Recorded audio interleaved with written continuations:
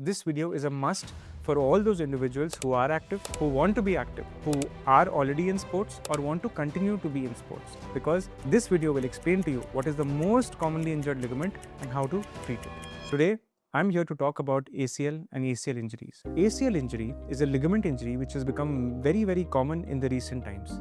It has become common because a lot more people have started entering into sports, especially in the post-COVID era. But we must realize that these people who are entering into the sports are also having a large number of injuries.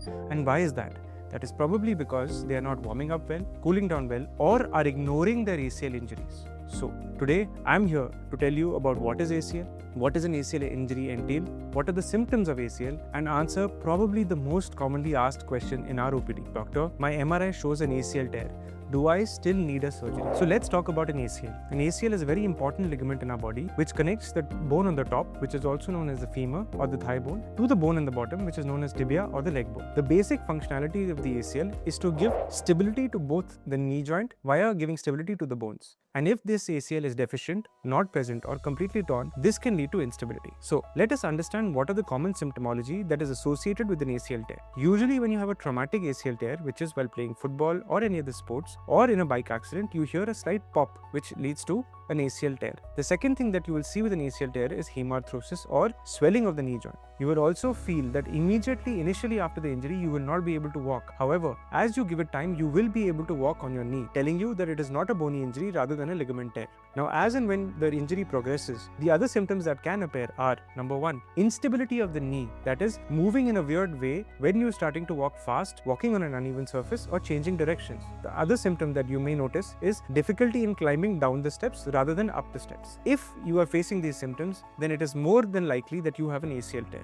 An ACL tear is usually diagnosed through an MRI because in an X-ray you see only bones, and since it is a ligament, an ACL is not visible on an X-ray, which is why in all probability, if your doctor examines you, finds that there is a sign or a symptom of an ACL tear, he or she will most probably advise an MRI. Now, coming to the pertinent question, does every ACL tear require a surgery? The answer simply is no. Partial ACL tears can heal without surgery because the blood supply is intact. When it comes to a complete ACL tear, we usually guide the patients, or rather we usually classify the patients into three categories.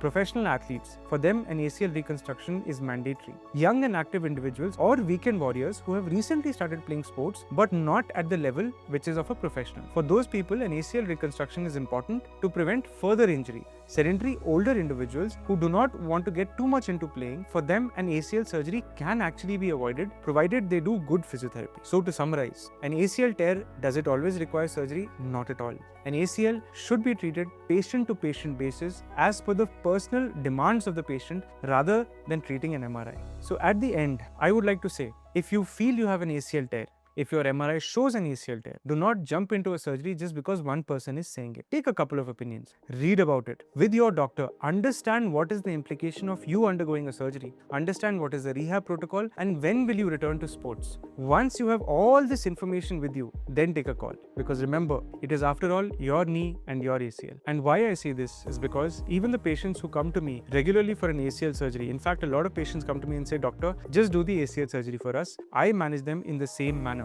I explain things to them, I look at them not just as an MRI but as a patient, and then discuss the options with them. Eventually and essentially, it is always the patient's decision whether they want to undergo a surgery or not after they have understood every little nook and cranny about the ACL injury. Kindly share this video with all the people who you know are weekend warriors or are active individuals or may even have a suspected ACL tear, because you might be helping them avoid a major disaster in the future.